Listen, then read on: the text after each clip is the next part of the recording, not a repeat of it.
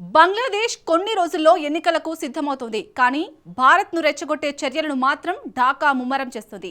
తాజాగా చైనాతో బంగ్లాదేశ్ చేసుకున్న ఓ ఒప్పందం భారత్ను విస్మయానికి గురిచేస్తుంది. చైనా ఆయుధాలను ఢాకా కొనడం పెద్ద సమస్య కాదు, కానీ డ్రాగన్ కంట్రీకి బంగ్లాలో పాగా వేసేందుకు అవకాశం ఇస్తుంది. భారత్ బంగ్లా మధ్య సంబంధాలు పాతాళానికి పడిపోయిన సమయంలో ఈ డీల్ చోటు చేసుకోవడం ఇప్పుడు ఆందోళనకు దారితీస్తుంది. షేక్ హసీనా సర్కార్ పతనం తర్వాత భారత్కు వ్యతిరేకంగా ఢాకా అడుగులు వేస్తోంది.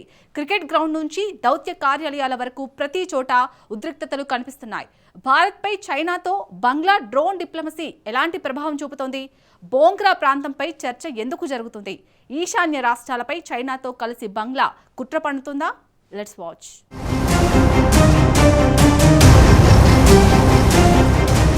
బంగ్లాలో చైనా డ్రోన్లు పాగా వేస్తాయా?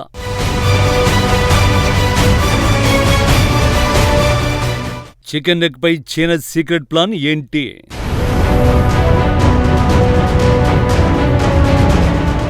భారత్తో కయ్యానికి ఢాకా సై అంటోందా?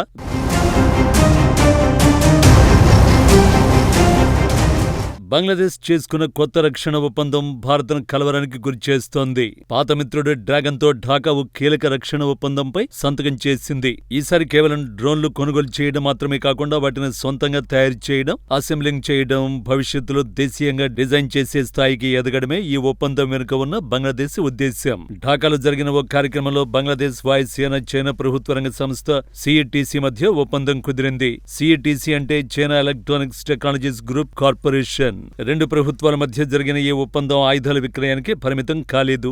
ఇందులో సాంకేతిక బదిలీ, పారిశ్రామిక రక్షణ, బంగ్లాదేశ్ లో పూర్తి స్థాయిలో డ్రోన్ల తయారీ కేంద్రం ఏర్పాటు అంశాలు ఉన్నాయి.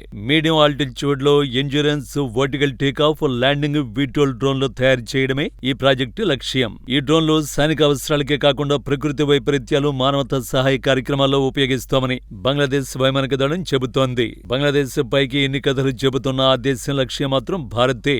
ఇండియా దృష్టిలో ఇది వ్యూహాత్మక హెచ్చరిక. ఎందుకంటే చైనా కేవలం బంగ్లాదేశ్ కు ఆయుధాలను అందించడం లేదు. దశాబ్దాలుగా ఆ దేశ రక్షణ మౌలిక సదుపాయాల్లో తన ఉనికిని మరింతగా పెంచడానికి తాజా ఒప్పందాన్ని చైనా వాడుకుంటోంది.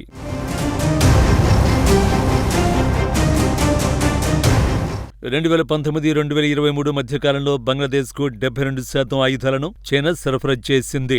డ్రాగన్ ఆయుధాల్లో ముఖ్యంగా క్షిపణి వ్యవస్థలు, ఫైటర్ జెట్లు, మింగ్ క్లాస్ జలాంతర్గాములు, వ్యూహాత్మక పరికరాలు ఉన్నాయి. ఇప్పుడు ఆ జాబితాలోకి డ్రోన్లు చేరాయి. చైనా డ్రోన్లు బంగ్లా సరిహద్దులకి వస్తే ఆ డ్రోన్లు ఇచ్చే డేటా నేరుగా బీజింగ్ కు చేరనుంది. బంగ్లాదేశ్తో 4096 కిలోమీటర్ల సరిహద్దును భారత్ పంచుకుంటోంది. ప్రధానంగా చైనా డ్రోన్లు ఒకసారి పనిచేయడం మొదలైతే భారత వైమానిక స్థావరాలను చిత్రీకరించే ముప్పు ఉంది.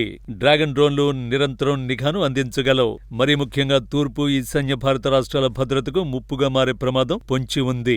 భారత సరిహద్దు భూభాగాలను కూడా ఈ డ్రోన్లు చిత్రీకరించనున్నాయి. సైన్యం కదలికలను ట్రాక్ చేస్తాయి. కీలకమైన డేటాను చైనాకు అందిస్తాయి. నిజానికి చైనా డ్రోన్లలోని కెమెరాల డేటాను బంగ్లా ప్రమేయం లేకుండానే డ్రాగన్ నేరుగా యాక్సెస్ చేయనుంది.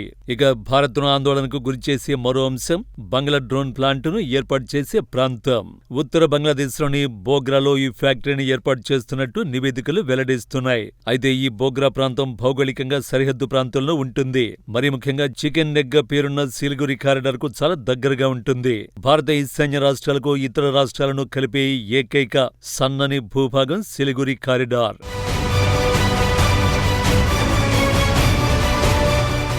చికెన్ నెక్ ప్రాంతంపై చైనా నిఘా పెట్టేందుకు అవకాశం ఉంది. బోగ్రా ఎయిర్ బేస్ నుంచి చైనా టెక్నాలజీతో పనిచేసే డ్రోన్లు వెస్ట్ బెంగాల్, అస్సాం, మేఘాలయ వంటి రాష్ట్రాల రక్షణ మౌలిక సదుపాయాలపై నిరంతరం పర్యవేక్షించగలవు. అందుకే తాజా బంగ్లా చైనా డ్రోన్ డీల్ ఢిల్లీని ఆందోళనకు గురిచేస్తోంది. ఇక ఒప్పందంలో మరో ప్రధాన అంశం సాంకేతిక బదిలీ. అంటే డ్రోన్లను చైనా విక్రయించడంతో వాటి టెక్నాలజీని బంగ్లాదేశ్ కు బదిలీ చేస్తుంది. అంటే డ్రోన్లను చైనా విక్రయించడంతో బంగ్లాదేశ్ సిబ్బందికి శిక్షణ కూడా చైనా ఇవ్వనుంది. సో దీన్ని బట్టి చూస్తే డ్రాగన్ కంట్రీలో దీర్ఘకాలికంగా పాగా వేయడానికి చైనా ప్లాన్ వేసినట్టు స్పష్టంగా తెలుస్తోంది. అంతేకాకుండా బంగ్లాదేశ్ లో రాజకీయ ముఖ చిత్రం మారుతోంది. భారత్ తో సంబంధాలను బంగ్లాదేశ్ వాంటెడ్ గా క్షీణించిపోయేలా చేస్తోంది. 2024 ఆగస్టులో విద్యార్థుల ఆందోళనలు హింసాత్మకంగా మారాయి. దీంతో అప్పటి ప్రధానమంత్రి షేక్ హసీనా పదవికి రాజీనామా చేసి భారత్కు పారిపోయి వచ్చారు. అప్పటి నుంచి బంగ్లాదేశ్లో ఏర్పడిన తాత్కాలిక ప్రభుత్వం మాత్రం భారత్ను టార్గెట్ చేస్తోంది. భారత్కు వ్యతిరేకంగా మొహమ్మద్ యూనుస్ సర్కార్ అడుగులేస్తోంది. భారత్ బంగ్లా సంబంధాలు అనూహ్యంగా క్షీణించే అదే సమయంలో పాకిస్తాన్ చైనాతో యూనుస్ సర్కార్ చట్టాపట్టాలు వేసుకుంటోంది. వాస్తవానికి ఎన్నికల సమయంలో ఏ తాత్కాలిక ప్రభుత్వమూ రక్షణ వంటి భారీ ఒప్పందాలకు సిద్ధపడదు.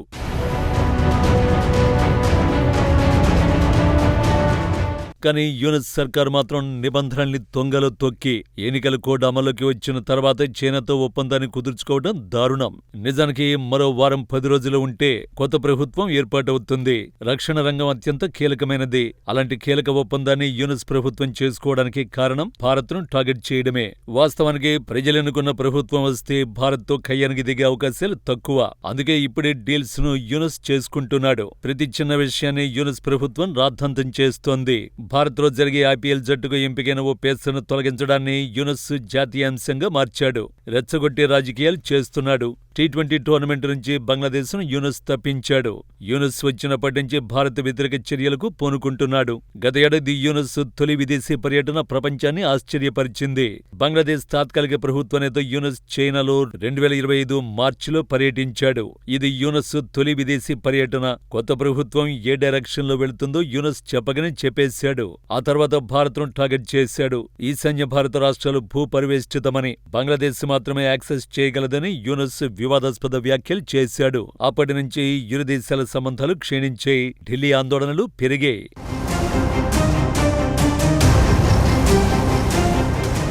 మరోవైపు బంగ్లాదేశ్లో మైనారిటీలపై దాడులు తీవ్రమయ్యాయి. ఢాకాలోని భారత హైకమిషన్ కూడా లక్ష్యంగా చేసుకున్నారు. భద్రతా పరిస్థితి మరింత దిగజారింది. బంగ్లాదేశ్ పరిణామాలను భారత్ నిశ్చితంగా పరిశీలిస్తోంది, జాగ్రత్తగా వ్యవహరిస్తోంది. ఫిబ్రవరి 12న బంగ్లాదేశ్ ఎన్నికలకు ముందు హైకమిషన్ తో పాటు పొరుగు దేశంలో ఉన్న దౌత్య కార్యాలయాల నుంచి దౌత్యవేత్తల కుటుంబాలను, సిబ్బందిని భారత్ ఉపసంహరించుకుంటోంది. అందుకారణం భద్రతా సమస్యలు, క్షేత్రస్థాయిలో అస్థిర వాతావరణమే కారణమని ఢిల్లీ తెలిపింది. ఒకప్పుడు సన్నిహితంగా ఉన్న బంగ్లాదేశ్ ఇప్పుడు అస్థిరతకు సిద్ధమవుతోంది. ఇదే భారత్ను భయపెడుతోంది.